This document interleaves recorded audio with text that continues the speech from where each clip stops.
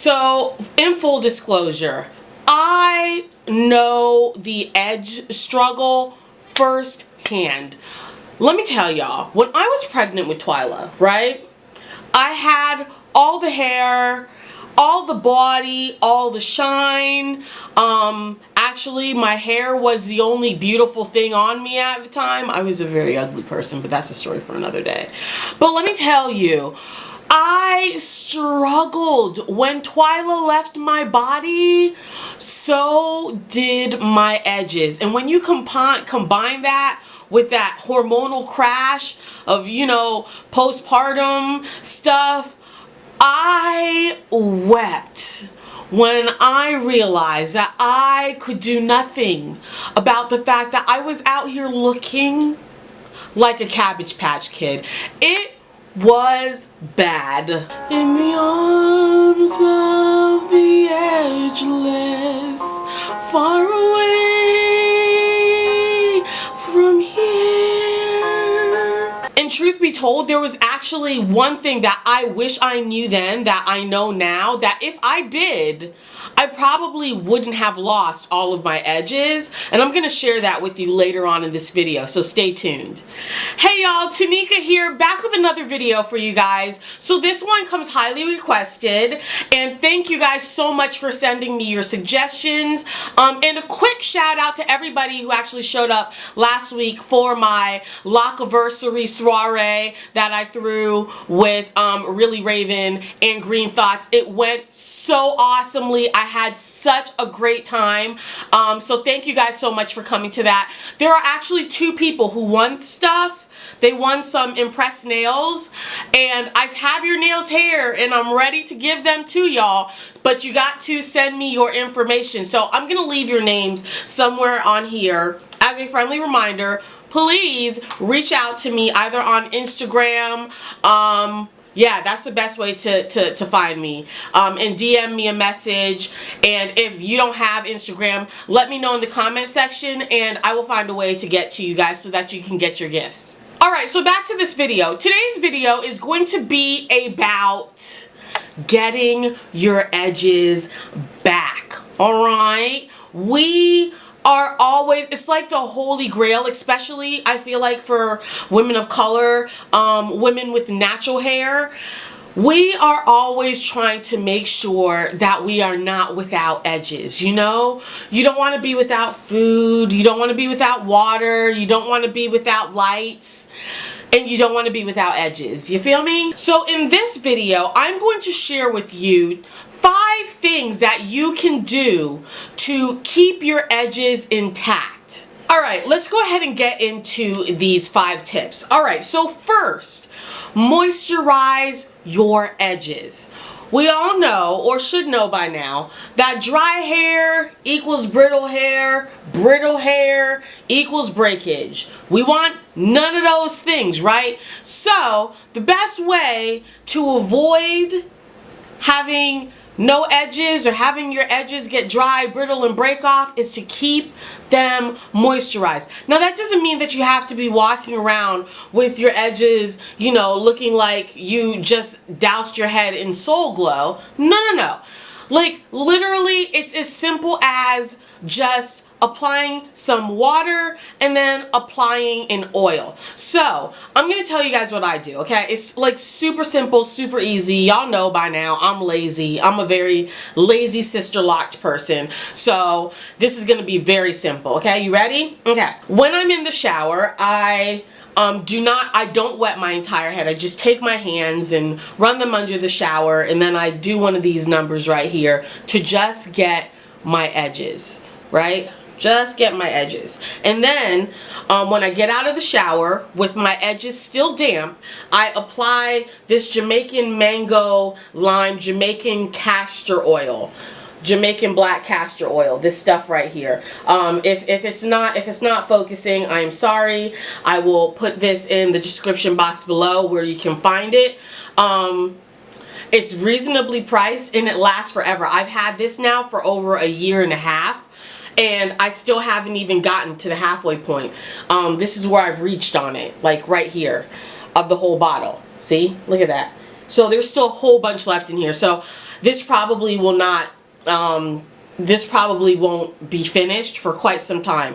You just need a little bit on your finger, and you just dab it on your hair like this, the oil on your damp edges, and you call it a night. If you wrap your hair at night, you can still wrap your hair with a satin scarf and then put on your bonnet and go to bed, and you're fine. If you're like me and sometimes you wrap your hair and sometimes you don't, I don't wrap my hair. I just go ahead and make sure that my hair is moisturized before I go to bed, and I sleep on a satin pillowcase. But yeah, super simple. Just go ahead and make sure that you are continuing to keep your edges malleable and moisturized throughout the week. I do this ritual that I just showed you guys like maybe 2-3 times a week max, and it keeps my edges from flying out.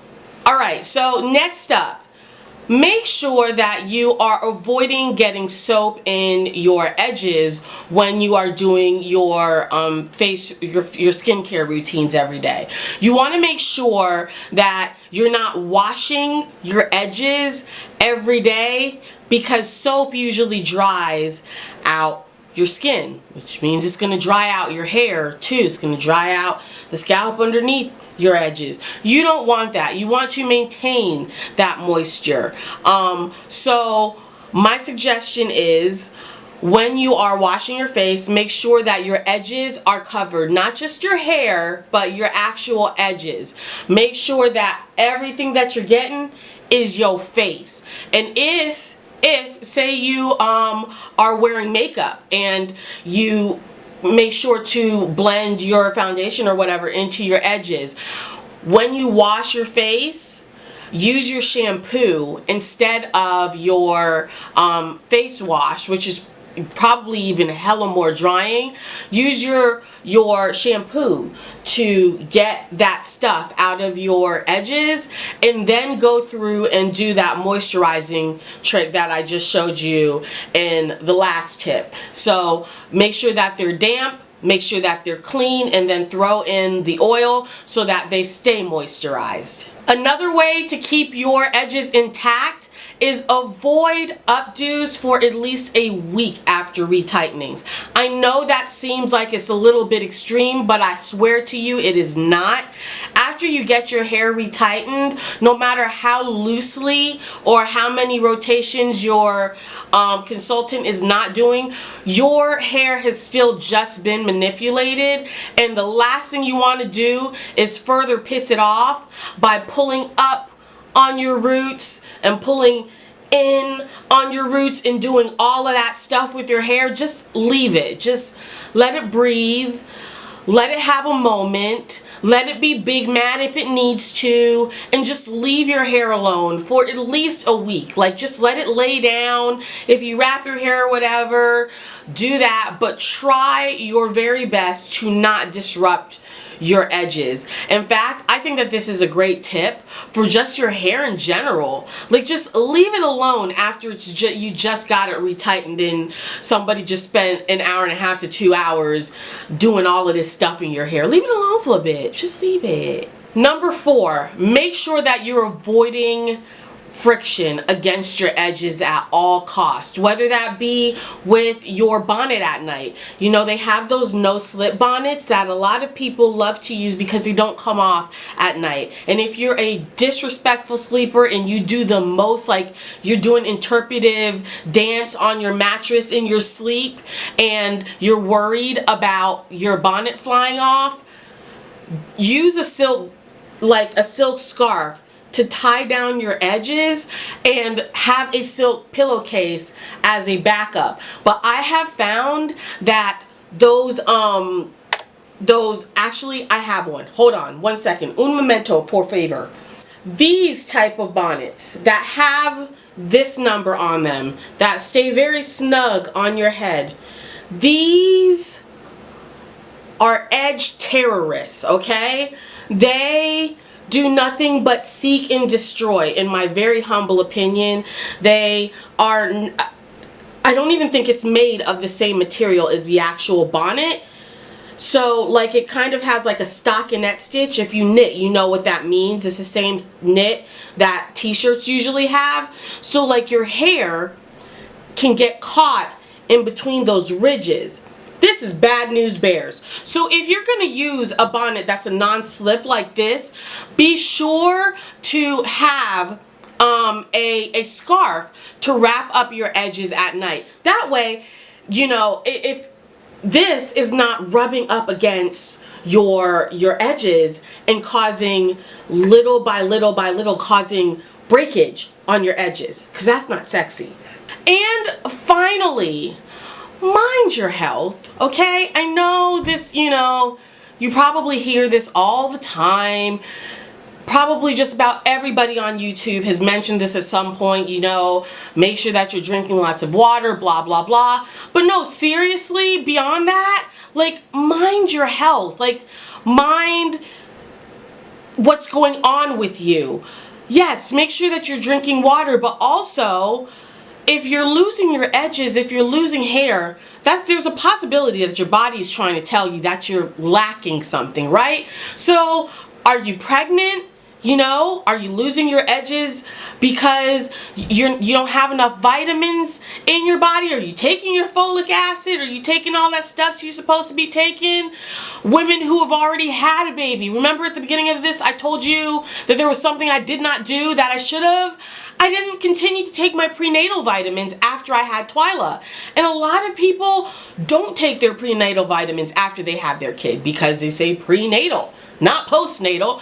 But you should continue to take them because your body has just delivered all of the person who was like sucking all of your nutrients and your vitamins and everything while they were inside of you. Now they're gone. You're still empty. So you gotta continue to build yourself back up.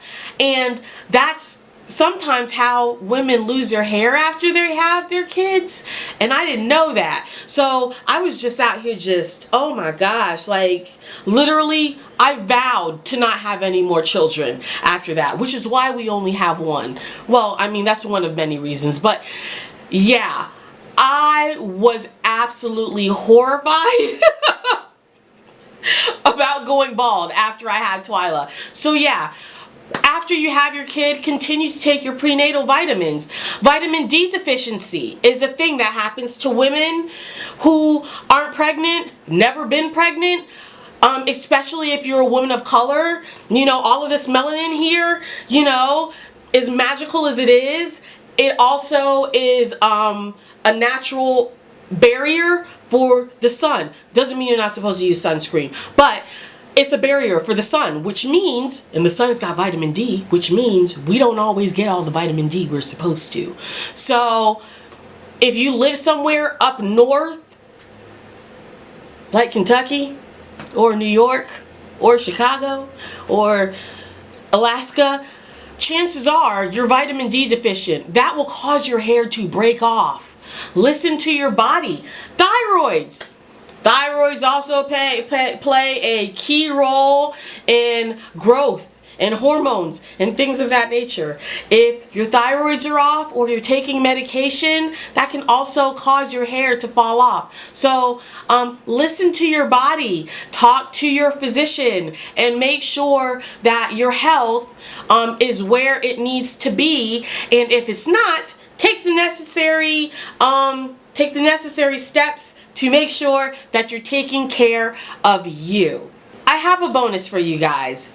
In the vein of minding your health, also mind your emotional health, your spiritual health, because I don't really think a lot of times how you feel on the inside, how your soul feels, you know, the idea that that affects how you physically feel and how your body responds either in a sick way or a healthy way, is usually discussed and considered.